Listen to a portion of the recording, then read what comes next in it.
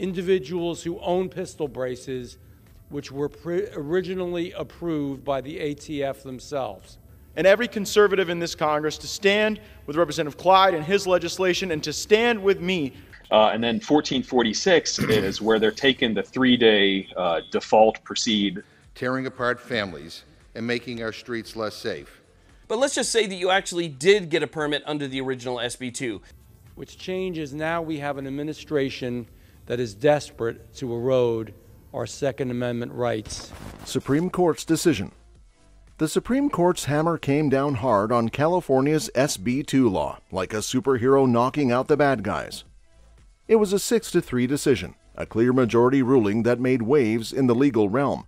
What's all the fuss about, you ask? Well, SB2 was California's shiny new concealed carry law, but the Supreme Court wasn't having any of it. Now let's rewind a bit and set the stage. SB2 was basically California giving the cold shoulder to the Supreme Court's earlier Bruin decision. It's like California said, nah, we'll do our own thing, and tried to pull a fast one. But the Supreme Court wasn't having any of that defiance. The Brun decision was a big deal. It set a precedent that had California side-eyeing. Now, you could argue, actually, that the pistol brace makes the gun safer. And said he supports a ban on the sale of assault weapons, which there's no such thing. But I guess the other thing, the back door to, well, the assault weapons, absolutely, because there's no definitive.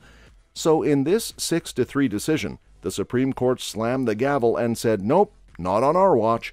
They struck down SB2 faster than a lightning bolt, saying, you can't just ignore our decisions and make your own rules. It was a power move, a reminder that the Supreme Court's decisions aren't optional, they're the law of the land. Imagine California being the rebellious teenager and the Supreme Court being the stern parent, laying down the law. It was a moment where the highest court flexed its muscle and reminded everyone that when they speak, it's not a suggestion, it's the final say. So that's the scoop on the Supreme Court's decision.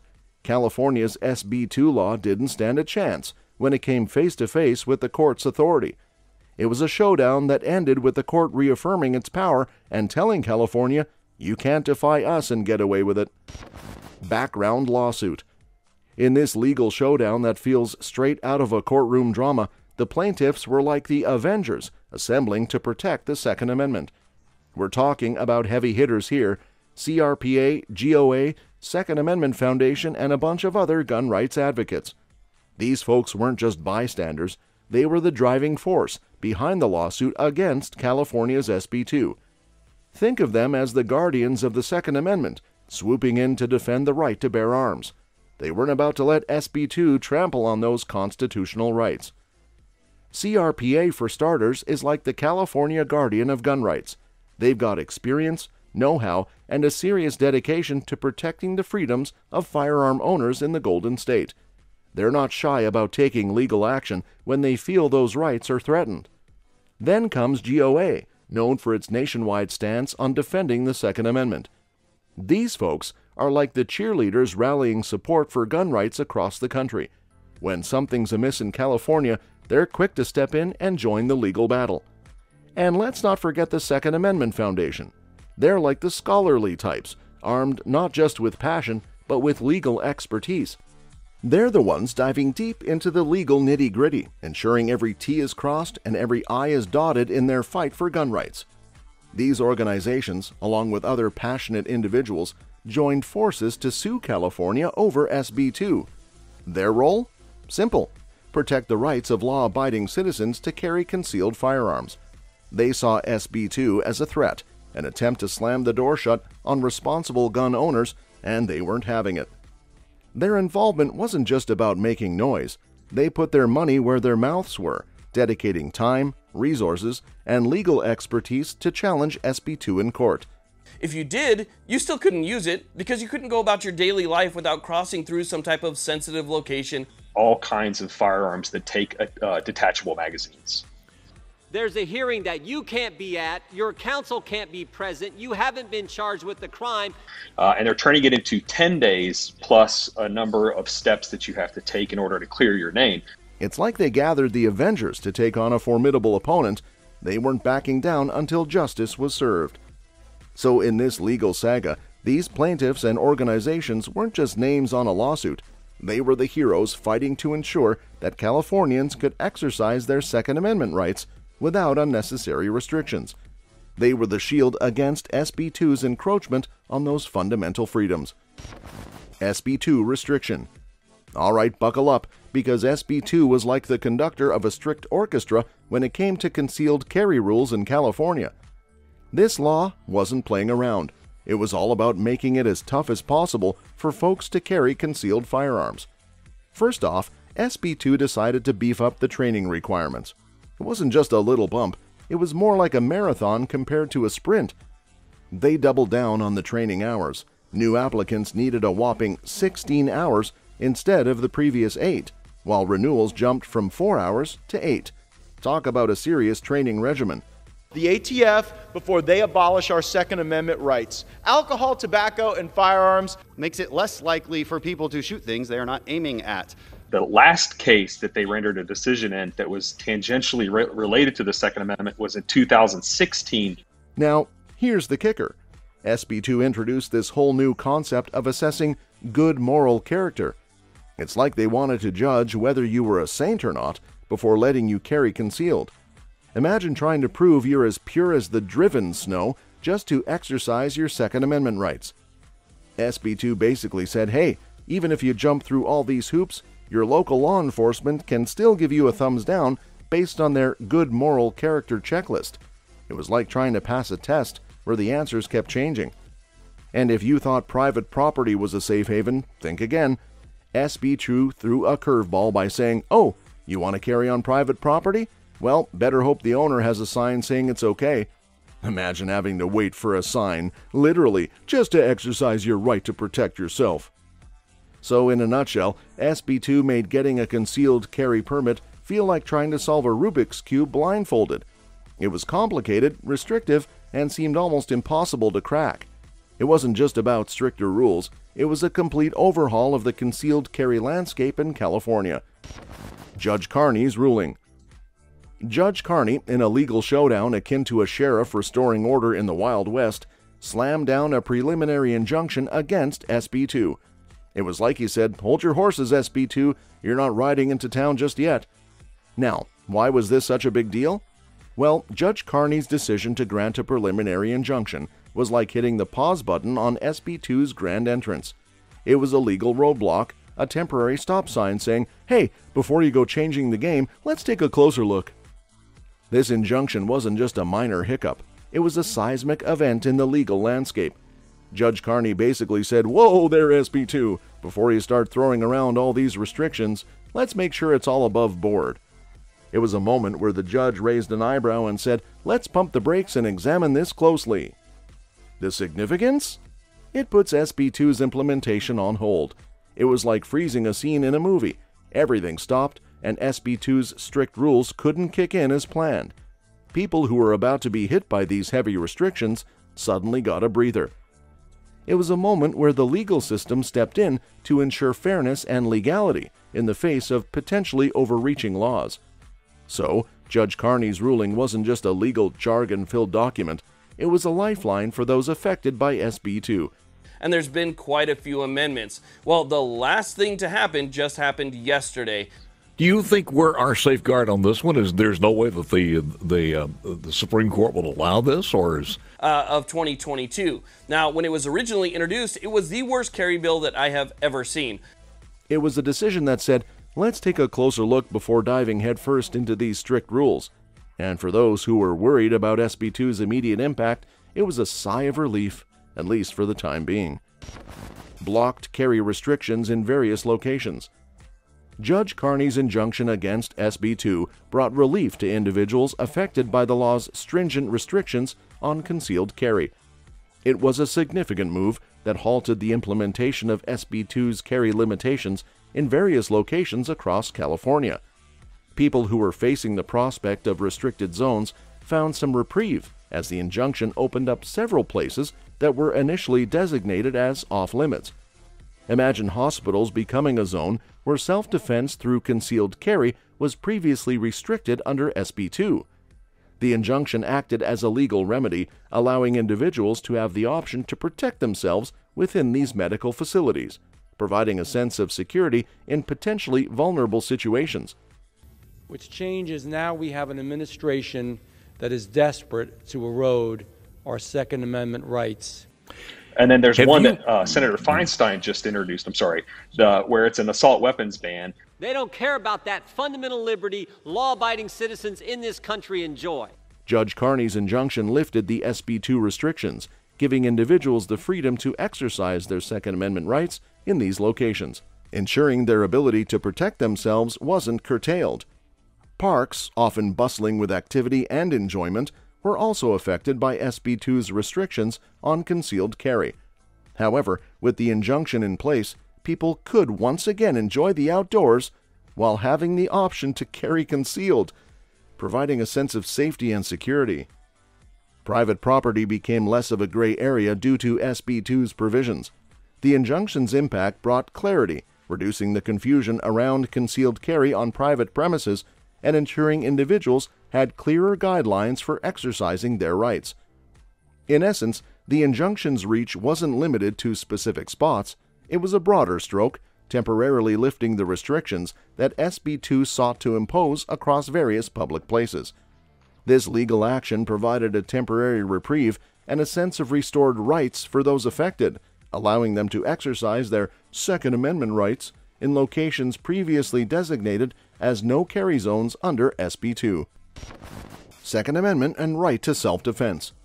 Judge Carney's decision to grant the injunction against SB 2 was deeply rooted in the constitutional bedrock, the Second Amendment, and the fundamental right to self-defense.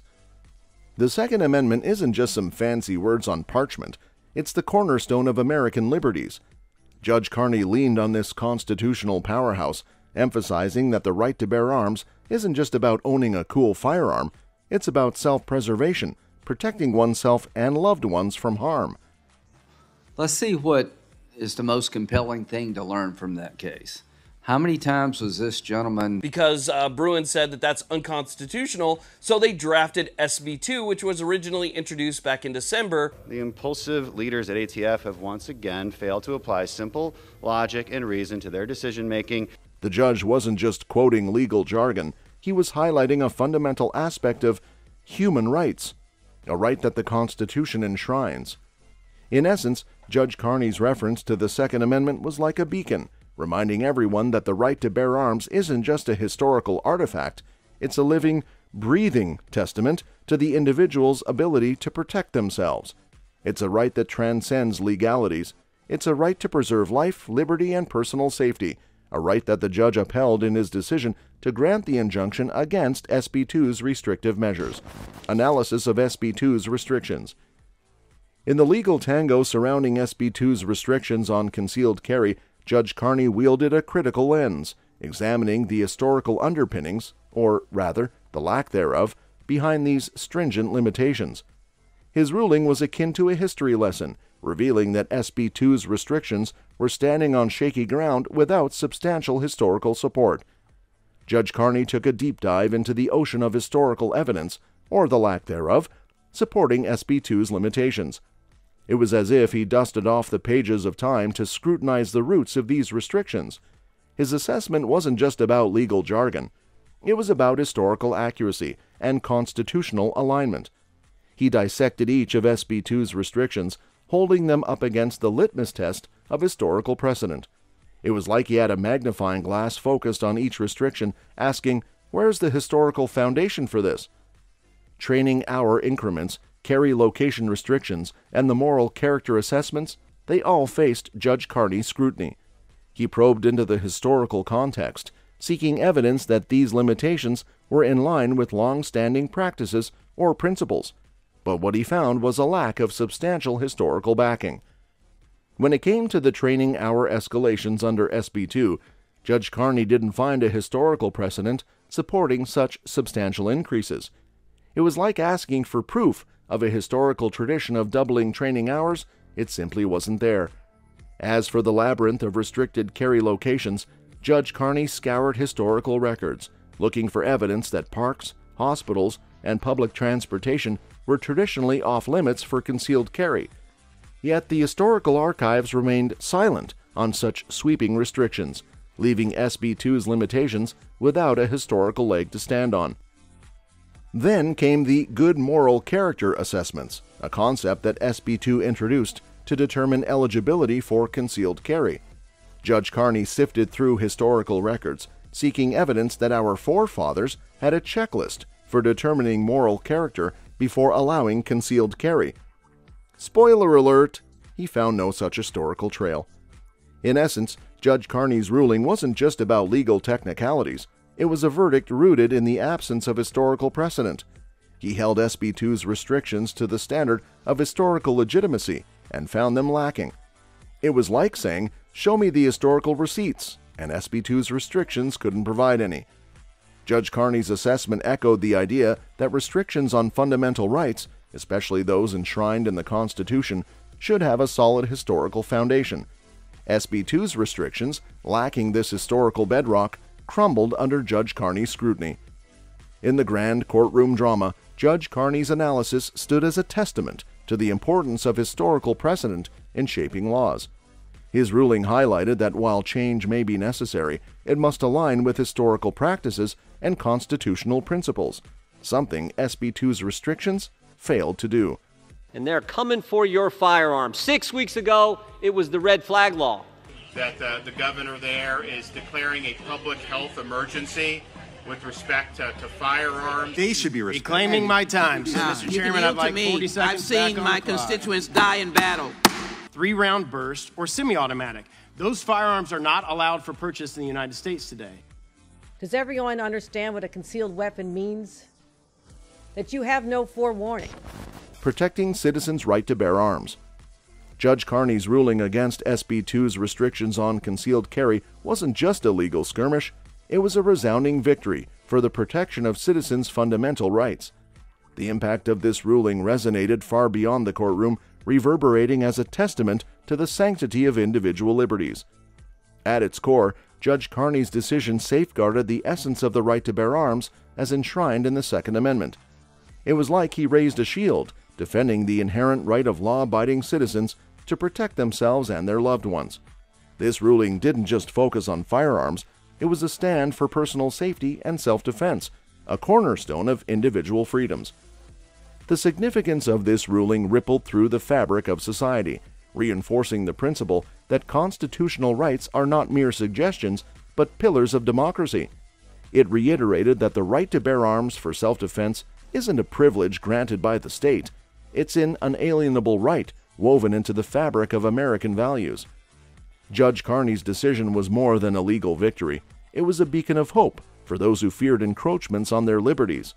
It sent a message that while laws may evolve, they must never trample on fundamental rights without substantial justification. It affirmed that the government's authority should never overshadow the individual's right to protect themselves.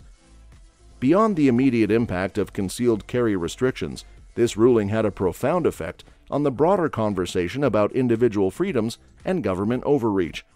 It served as a reminder that the Constitution isn't a buffet where certain rights can be cherry-picked and restricted without solid reasoning. In essence, this ruling wasn't just about firearms, it was about preserving the essence of liberty itself.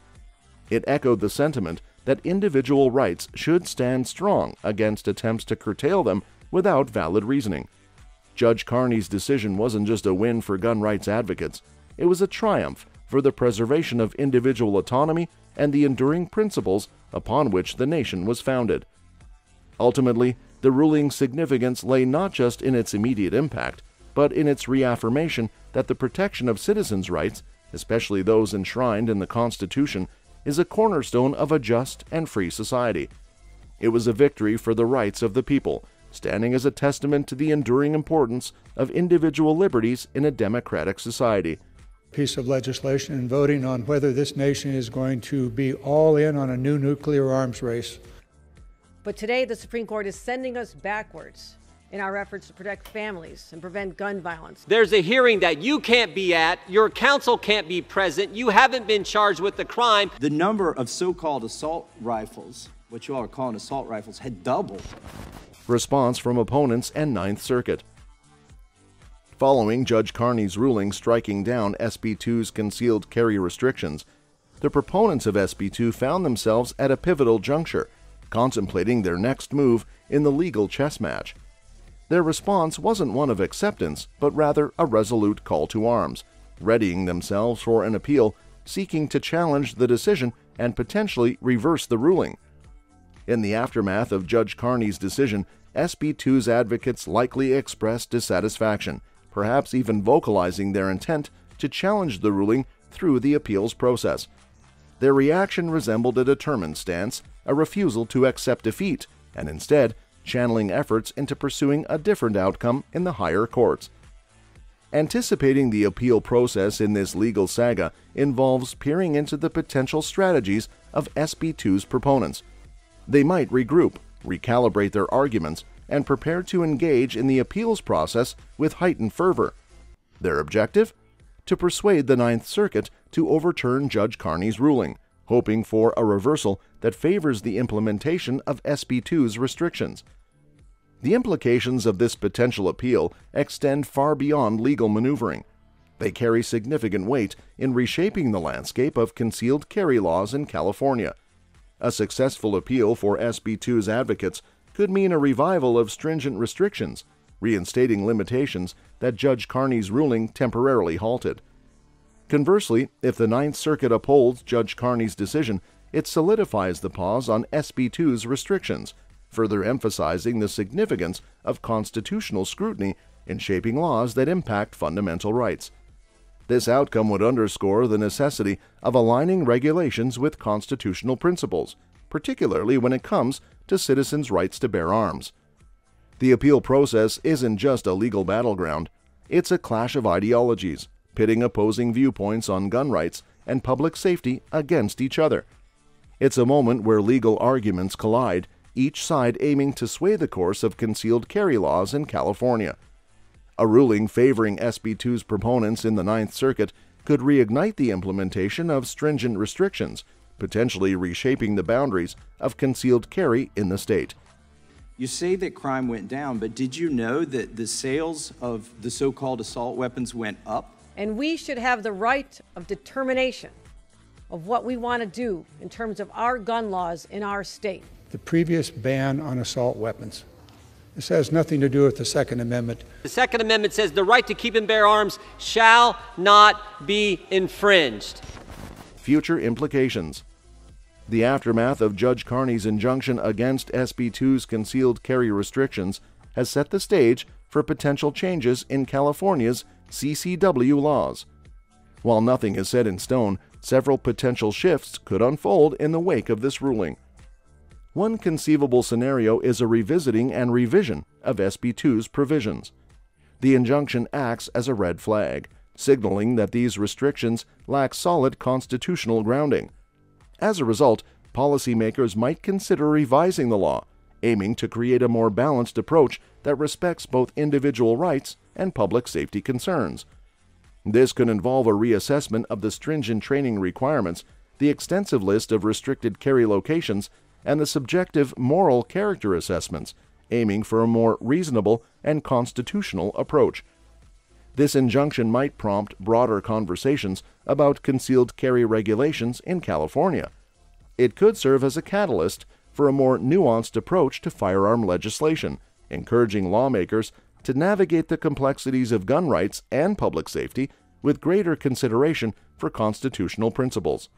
However, it's important to note that potential changes in CCW laws could spark polarizing debates.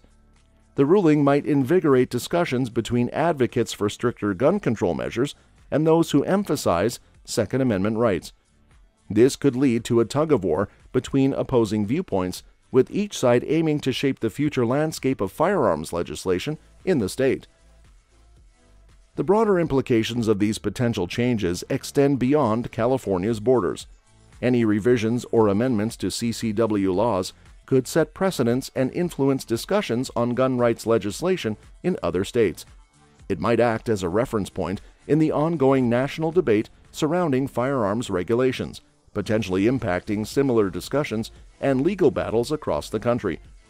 Today, the Supreme Court struck down a New York law that limits who can carry concealed weapons. In the Heller case, the Supreme Court made clear that the Second Amendment protects firearms in common use. This is a lever action. Under this bill, lever actions apparently are okay. For years, the Democrats told us we're not coming for your guns. Oh, yes, they are. That's all for this video, folks. We'll see you next time.